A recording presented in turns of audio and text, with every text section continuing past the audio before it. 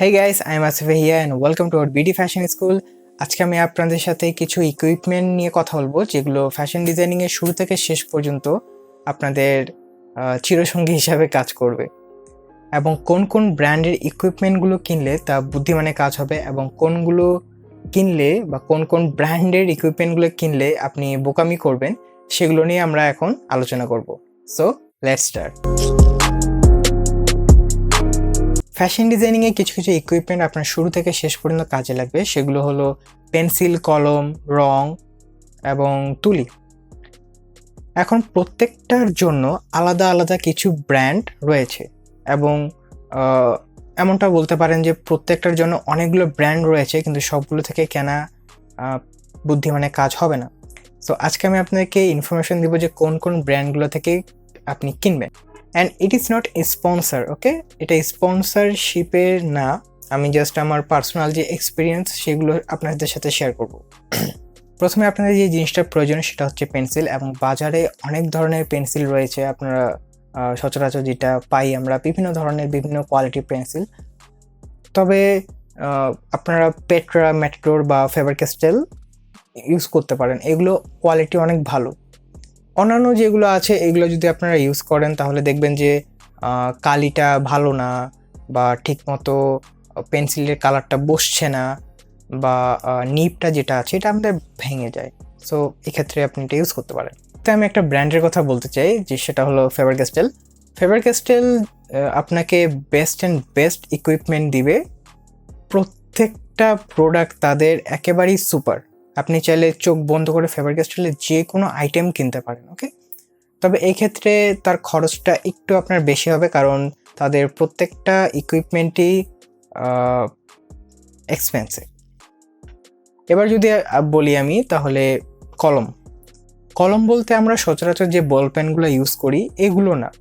আমরা আমাদের ডিজাইনটাকে ফুটিয়ে তোলার জন্য অনেক সময় বিভিন্ন জায়গায় কলম ইউজ করি, প্লাস বর্ডার দেওয়ার জন্য ডিফারেন্ট কালার পেন আমরা ইউজ করি, বা জেল পেন ইউজ করা হয়। সো সচরাচর যে জেল পেনগুলো পাওয়া যায়, আমি সাজেস্ট করবো এগুলো না কেনার জন্য। আপনারা একটু দাম দিয়ে একটু হাই কোয়ালিটির জেল পেনগুলো ইউজ করবেন বা কালার পেনগুলো ইউজ করবেন, কারণ না হলে 6 মাস বা 1 বছর পরে এই কালারগুলা পেপারের মধ্যে কিন্তু ছড়িয়ে যাবে এবং আপনার ডিজাইনটাকে সম্পূর্ণভাবে নষ্ট করে দিবে। এত কষ্ট করে কাজ করার পর জিনিসটাকে নষ্ট হওয়ার তো কোনো প্রয়োজন নেই, তাই না? হয়তো বা দেখা গেছে 10 টাকা বা 20 টাকা খরচ বেশি হবে সাধারণ জেল পেনগুলোর থেকে। সো আপনি জাস্ট একটু টাকা খরচ করে এক্সপেন্সিভ একটু জেল পেন বা কলমগুলো কিনে নেবেন। এরপরে আসি রং আমরা বিভিন্ন ধরনের ইউজ করি, যেমন poster colour, water colour, pencil colour, then pastel, acrylic, এই ধরনের কালারগুলো আমরা ইউজ করে থাকি। এবং এই যে কালারগুলো আছে, এমনটা কখনোই করবে না যে আপনি হয়তো বা একটা কালার কিনছেন কোনো একটা ব্র্যান্ডের, এখন কালারটা অনেক ভালো, ওকে? আমরা ধরে নিচ্ছি কালারটা অনেক ভালো। এখন ওই ব্র্যান্ডের প্রত্যেকটা আইটেমের কালার কখনোই কিনবেন না। যেমন যে কোনো একটা ধরেন যে আমরা পোস্টার কিনলাম, দেন ওইটারই আবার ওয়াটার কালার কিনলাম, দেন ওইটারই আবার পেস্টেল কিনলাম। এই কাজটা কখনো করবেন না, কারণ এক একটা কালারের আইটেমের জন্য এক একটা ব্র্যান্ড বেস্ট। ফেভার ক্যাস্টেল বাদ দিয়ে ওরা সব কিছুতেই বেস্ট, ওকে? অ্যান্ড সব কিছুতে তাদের প্রোডাক্টগুলো অনেক বেশি এক্সপেন্সিভ হয়। আপনি সাধারণত ধরেন যে অন্যান্য যে পেন্সিল কালারগুলো, এগুলো ধরেন 200-250 টাকা পেয়ে যাবেন, এবং সেম পেন্সিল আপনাকে ফেভার ক্যাস্টেলে প্রায় 500 টাকা বা 550 টাকা দিয়ে কিনতে হবে। ডিফারেন্সটা হচ্ছে এরকম, প্রায় ডবল, বাট তাদের কোয়ালিটি ইজ বেস্ট। শুরুতে যদি আমি পোস্টার কালারের কথা বলি, তাহলে পোস্টার কালারের জন্য ফেভার ক্যাস্টেল ছাড়াও আপনি অ্যাক্রন, ক্যামেল এটা ট্রাই করতে পারেন। অ্যাক্রন এবং ক্যামেল অনেক ভালো কোয়ালিটির আপনাকে পোস্টার কালারটা দিবে। এবার আসি ওয়াটার কালারে আপনি ক্যামেলটা ইউজ করতে পারেন। ক্যামেল অ্যাকচুয়ালি 2টা সিরিজের ওয়াটার কালার তৈরি করে, একটা হচ্ছে স্টুডেন্ট, একটা হচ্ছে আর্টিস্ট। সবসময় চুজ করবেন আর্টিস্টটা কেনার জন্য, কারণ যেটা স্টুডেন্ট কালারটা সেটা হচ্ছে একটু ফেড হয়, মানে একটু যে কালারটা লাইট টু হোয়াইট হোয়াইট টাইপের একটা ইফেক্ট আপনাকে দিবে, অর্থাৎ যেটা টিন্ট ইফেক্টটা সেগুলো আপনাকে দিবে, একটু ফেড হবে। বাট আর্টিস্টিকটা স্যাচুরেশনটা অনেক বেশি হাই হবে এবং লাইটটা বা ডার্কনেস এই জিনিসগুলো আপনি অনেক ভালো পাবেন এখানে। সে কারণে আপনি সবসময় ক্যামেলের আর্টিস্ট ভার্সনটা কিনবেন বা আর্টিস্ট সিরিজের কালারটা কিনবেন। এরপর আমরা আসি পেস্টেলের ক্ষেত্রে আপনি টিটিটা ইউজ করতে পারেন। টিটির কালারটা পেস্টেলের অনেক ভালো, তারা অনেক ভালো মাপের পেস্টেল কালার করে। এবং পেস্টেল কালার যেটা ভালো কিনা খারাপ এটা পরীক্ষা করার একটা ধরন হচ্ছে আপনি জাস্ট পেস্টেল কালারটা হাতে নেবেন এবং আরেকটা হাত দিয়ে জাস্ট একটু আলতো করে ছুঁয়ে দিবেন, এটাকে মানে ছুঁয়ে একটু টান দিবেন, তাহলে দেখবেন যে আপনার হাতের মধ্যে যে পেস্টেল কালারটা এটা দেখবেন চলে আসছে। যেসব পেস্টেল কালার এইভাবে ধরে আপনি যখন টান দিবেন যত বেশি আসবে বুঝবেন যে সেই পেস্টেল কালারগুলো ততই বেশি ভালো, এবং যেগুলো দেখবেন যে আসছে না এগুলোর কোয়ালিটি অত বেশি ভালো না, আপনাকে অনেক বেশি প্রেশার দিতে হবে অ্যান্ড অনেক ঝামেলা হয় এগুলোতে। সো এই জিনিসগুলো একটু দেখে নেবেন।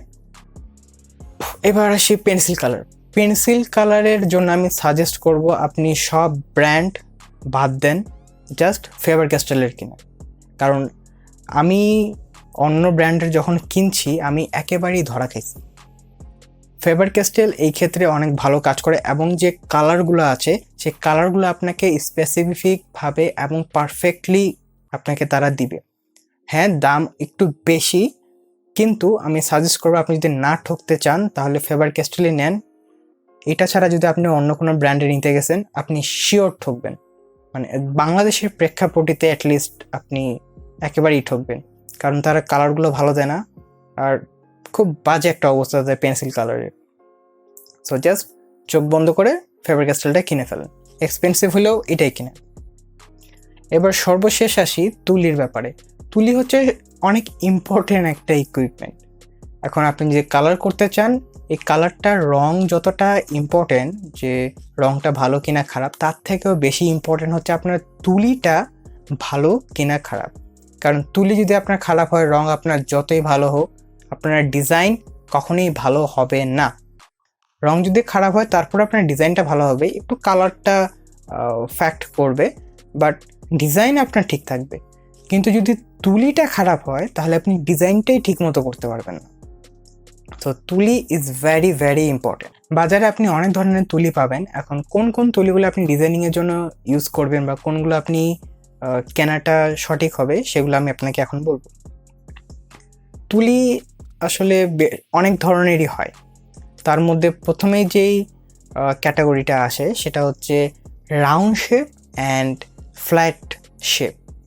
রাউন্ড শেপের যে তুলিগুলো হয় এগুলোর যে মাথাটা আছে এগুলো গোল হয় এবং যে ব্রিসেলগুলো আছে এগুলো অনেক সুন্দরভাবে থাকে। এটা ফ্ল্যাট তুলিগুলো সেগুলো হয় একটু চ্যাপ্টা ধরনের, যেটার যে ব্রিসেল এগুলো একটু ছড়ানো থাকে। ওকে, সো আপনার সবচেয়ে বেশি করণীয় সেটা হচ্ছে যেটা রাউন্ড তুলিগুলো সেগুলো কিনা। কারণ রাউন্ড তুলিগুলো দিয়ে আপনি অনেক নিখুঁতভাবে কাজ করতে পারবেন এবং স্পেসিফিক স্পটেই আপনি কাজ করতে পারবেন। আর যেটা একটু ফ্ল্যাট সেগুলো দিয়ে আসলে অনেক বড় একটা এরিয়া জুড়ে আপনাকে একসাথে কালার করতে হবে। সো রাউন্ড শেপের তুলিগুলো সবসময় আপনি ডিজাইনিংয়ের জন্য কিনবেন। এরপর যেটা আছে যে তাদের কোয়ালিটি, যে ব্রিসেলগুলো আছে তুলির, অর্থাৎ যে আঁশগুলো বা যে ফাইবারগুলো আছে এগুলো আসলে দুই ধরনের হয়ে থাকে। একটা হচ্ছে ম্যানমেড আর একটা হচ্ছে অ্যানিম্যাল ফেদার। ম্যানমেড যেটা সেটা হচ্ছে আপনার পলিস্টার বা নাইলন এই জিনিসগুলোকে ইউজ করে তারা ব্রাশ তৈরি করে। তবে এই ব্রাশগুলো কিন্তু অনেক বেশি সফট হয়, একেবারেই স্মুথ অ্যান্ড অনেক সফট, যার কারণে আপনি চাইলে ইউজ করতে পারেন। আরেকটা হচ্ছে অ্যানিম্যাল ফেদার, সেটা বিভিন্ন অ্যানিম্যালের যে চুল আছে সেগুলোকে দিয়ে তারা তৈরি করে, যেমন ফক্স, কাউ, গট, যে কোনো তারা অ্যানিম্যালের যে হেয়ারগুলো এই হেয়ারগুলো দিয়ে তারা এগুলো তৈরি করে। এগুলো ছাড়া আরও কিছু কিছু ব্রাশ আছে বা কিছু কিছু ক্যাটাগরির ব্রাশ আছে, সেগুলো হচ্ছে spotter brush and Regard brush. Spotter brush হয় খুবই ছোট, মানে ব্রাশটা ছোট হয় না, ব্রাশটার সাইজ ঠিক থাকে কিন্তু অনেক বেশি চিকন হয় থাকে। এগুলো হচ্ছে যখন খুবই ছোট ছোট এবং ক্ষুদ্র ক্ষুদ্র আমরা কাজ করি বা ক্ষুদ্র ক্ষুদ্র স্পটে যখন আমরা কালার দেই, সেই ক্ষেত্রে এই ব্রাশগুলো ইউজ করা হয় যেন ঠিক ওই জায়গাটাতে আমরা কালারটা দিতে পারি।